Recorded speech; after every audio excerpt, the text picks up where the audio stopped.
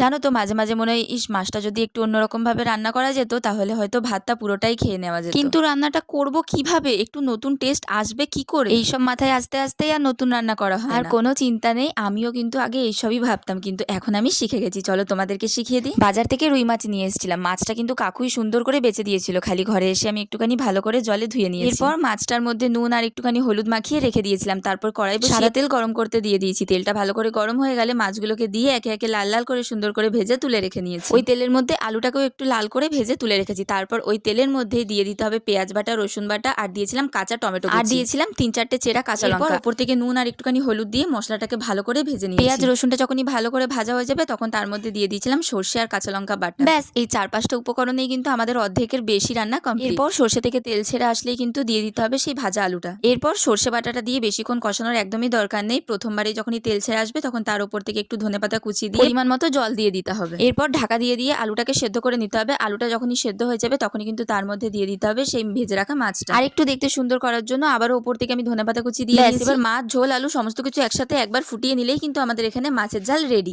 এরপর আর তোমাদের কোনো কাজ নেই, এক থালা ভাত নিয়ে মাছের ঝোল নিয়ে কিন্তু বসে পড়ো খাবার খেতে। আর ঝটপট করে খেয়ে আমাকে জানাও যে আজকের রেসিপিটা তোমাদের কেমন লাগলো। আর যদি তোমাদের ভালো লেগে থাকে তো like, comment, share and subscribe করে দিও। চলো আজকের মতো বাই।